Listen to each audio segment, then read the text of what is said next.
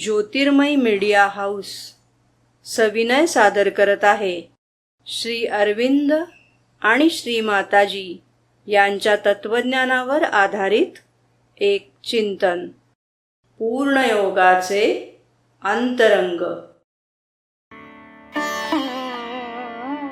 नमस्कार.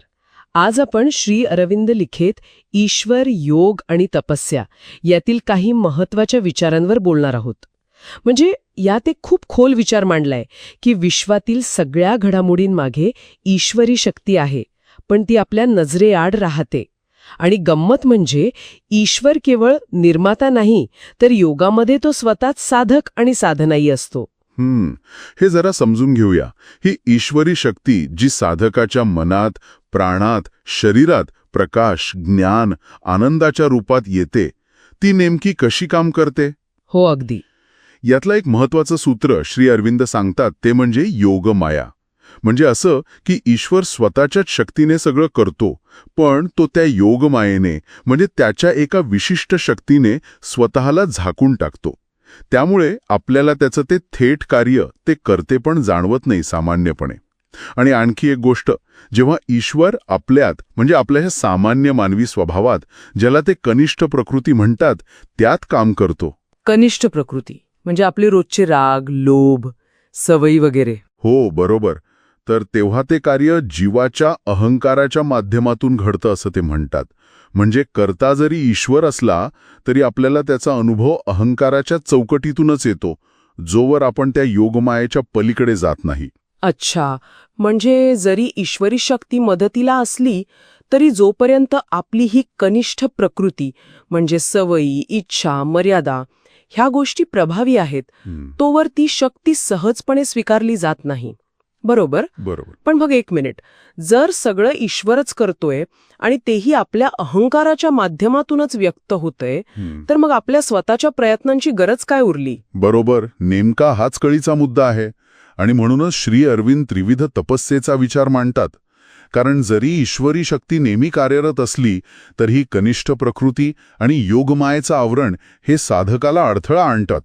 यातून बाहेर पडण्यासाठी साधकाकडून जाणीवपूर्वक प्रयत्नांची गरज आहे. हीच तपस्या, त्रिविध तपस्या. पहिली म्हणजे अभिप्सा. अभिप्सा म्हणजे परमसत्यासाठी, त्या दिव्य शक्तीसाठी एक तीव्र ओढ. दुसरी आहे नकार, म्हणजे जे सत्य नाही, जे दिव्य नाही, जे साधनेमध्ये अडथळा आणतं. आपले विचार असतील, भावना, सवयी असतील, त्यांना जाणीवपूर्वक नाकारणं, त्यांना दूर करणं.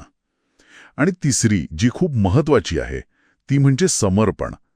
स्वतःला आपल्या अहंकारासकट पूर्णपणे त्या ईश्वरी शक्तीच्या स्वाधीन करणं.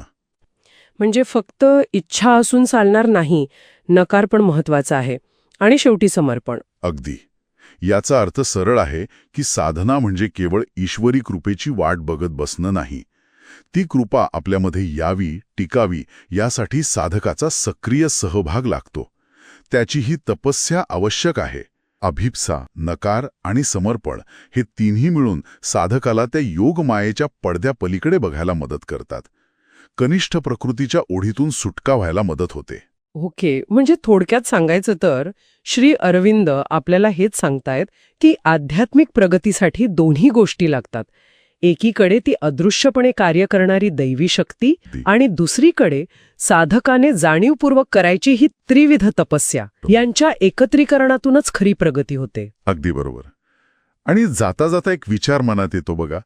श्री अरविंद तपस्येमध्ये समर्पणाला इतकं महत्त्व देतात, म्हणजे स्वतःला पूर्णपणे ईश्वरी इच्छेवर सोपवणं.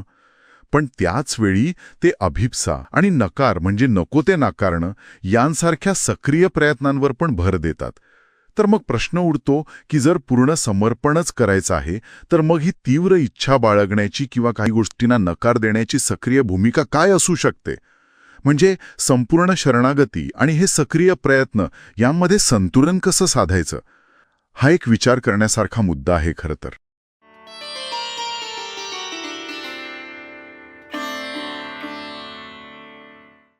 धन्यवाद. उद्या पुन्हा भेटूया आपल्या ऑरो मराठी चॅनलवर.